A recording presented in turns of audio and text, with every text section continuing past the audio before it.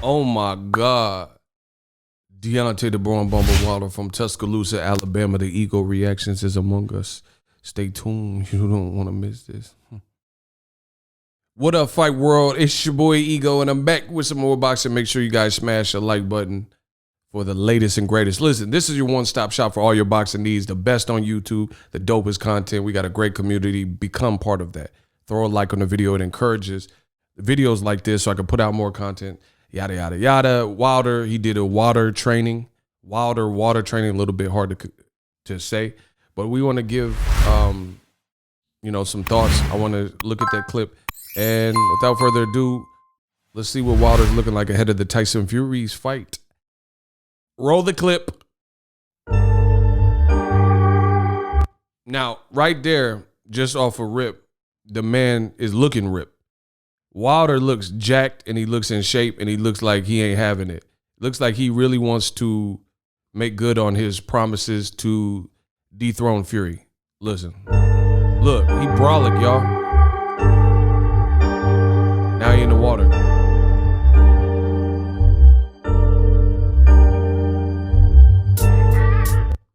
Now, right there, he ain't even really throwing no punches in this clip. And I understand people say, oh, he's in the water. Water don't hit back and shadow boxing don't hit. Oh, I get it. But what I like now is under the tutelage of Malik Scott, he's already incorporating more movement. He got his guard up high, but he's still, he looks like he's trying to put it together a little bit different. You know, some people say Wilder's awkward and off balance and stuff like that, but it looks like him and Malik Scott have a game plan and they're working towards executing Fury and executing that game plan. So I just like the introduction of bending at the waist and more movement. Look, feintings, jab. Okay, now his hand speed's kind of quick, so it's hard to do it in real time. I like the feints and the jabs. Jab. And look how he follows up. His 1-2 is looking nice. Look. Blah, blah. And then he followed up with a hook. I mean, he's putting his punches together, y'all. This is what they said Wilder couldn't do. The man looks focused. Let's run it back.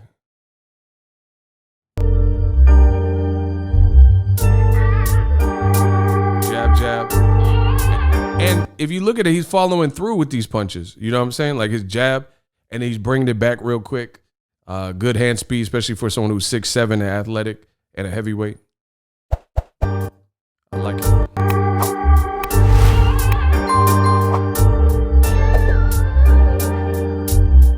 Now that left hook is looking deadly.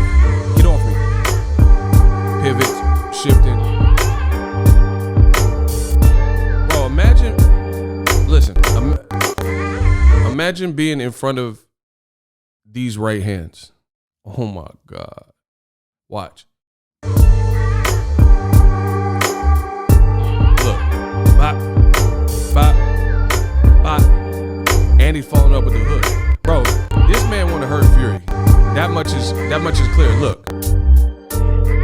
That much is clear. He's trying to bring the pain. I came to bring the pain, hardcore from the brain. Look at the hand speed. Look. Pop. And he's following up. These rights. And then he's following up with a hook. And ironically enough, if you remember the first fight, I was there live, covered it as media. Great fight to have attended. But if you remember that particular fight, Wilder hit and sat Fury down, the fatal, you know what I'm saying, the big time in the 12th round, and he hooked him on the way down.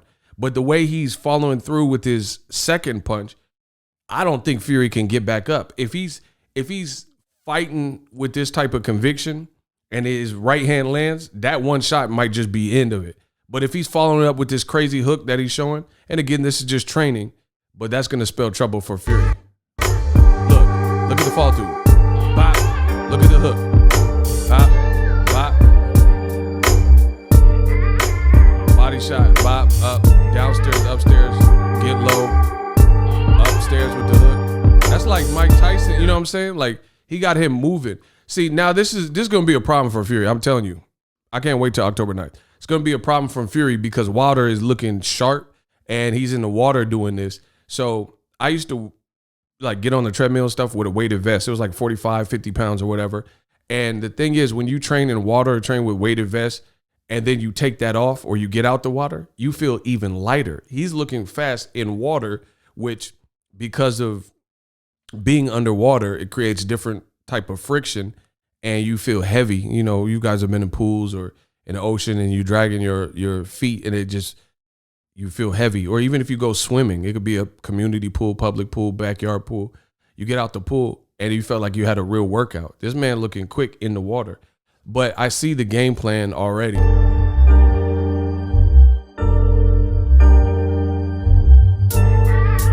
Mixing it up more. Adding in the hooks, hand speed, hooking. Like they say in boxing, the punch that hurts you the most is the one you don't see. And they're masking it a little bit different. And this is weird, like the timing and stuff. Wilder was already awkward and big. And he's going to the body more and then coming up. So similarly to Broner versus Maidana, Broner got set up because he thought Maidana was going to the body, and then Maidana, boom, came up with the hook, and then that's the hook that dropped Adrian the Problem Broner. Man, I can't wait. Now me, I'm not a boxing trainer, nor do I claim to be, but I do respect the sport.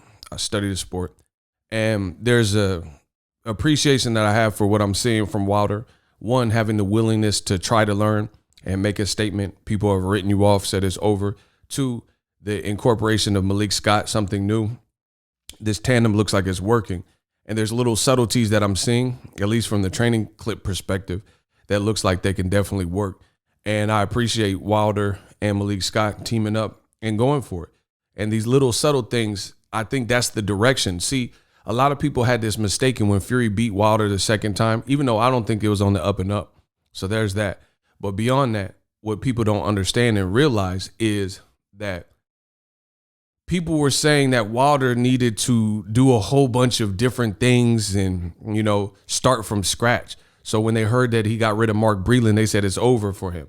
I was never of that thinking.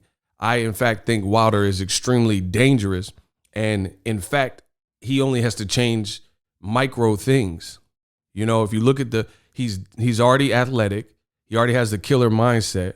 He already knocked out a bunch of guys. He knows he can hurt Fury, right? Even on his worst night or whatever you want to call the last fight, he didn't get knocked out cold. You know what I mean? So it's these subtle changes that he can make to render a completely different, aside from all the glove gates and stuff like that, these little subtle changes that can really make magnificent differences. And I think we'll see that October 9th. A lot of people are under the direction that he just got to scrap everything and it's too late. And Tyson Fury even said you can't teach a old dog new tricks. That's just the thing. You just have to add, and you don't want to add and change the fighter. Like even guys like Amir Khan, people know Amir Khan got a shaky chin. So they almost, when he got with Virgil Hunter, he almost had to switch his style. I think Amir Khan at his best was the reckless Amir Khan, you know what I mean? Which is just jumping in and throwing a bunch of punches. But the danger lies, Amir Khan, people said he had a glass chin and, you know, people didn't trust his chin. And if he got clipped in those exchanges, then it was night-night. But Wilder, he got enough good tangibles that you have a baseline. And then when you make these little subtle changes, like incorporating more of a jab, you know, waist movement, some head movement, little subtle changes, and change up the rhythm, have a rhythm, but then also be unrhythmic. It's hard to explain in the, you know, the time restraints of this video that I want to make this video. But guys like Floyd Mayweather, great fighter, skilled fighter. He said one of his most dangerous fights and difficult fights was Emmanuel Burton. Reason being, he had that drunk monkey style. He'll get in there and then just jump in on you. Like he's dancing and stuff and doing all this stuff, and then he'll just fire on you out of nowhere. That makes you hard to read. In boxing, they always tell you the punch you don't see is the one that hurts you the most. Wilder's mixing it up. You guys see it. Body, head. Don't focus on any one thing. And he coming up hard with these hooks. And Wilder, the other benefit is Wilder has showed power for 12 rounds. He hurt and knocked out Tyson Fury in the 12th round. Look at him, and he's in crazy shape. He got something to prove, y'all. can't wait. October 9th. We gonna see how this play out. We gonna see, y'all. So let me know what you guys think. I just want to break this down. I might even break down some of more of his training clips. If you guys like these types of videos and reaction videos and breakdowns, all that good stuff, kudos to Wilder, Malik Scott. I like the direction they're heading, and I think this is what is needed to beat Fury. Fury is a big, like, clunky ogre type person. Once you get past his size differential and his feints and movements, and you create your own puzzles, and then I think Fury is susceptible. We've seen him drop by cruiserweights like Steve Cunningham. But listen, it's up to the fans. Encourage the video with the likes. Share the video in Facebook groups and Twitter and stuff like that. And I'll consider making more of these types of videos for the fans. Use my link to get TUBEBUDDY. Let me know how I did in this video. Wilder looking sharp. Malik Scott. I like the direction they're headed. And I'm out. Deuces.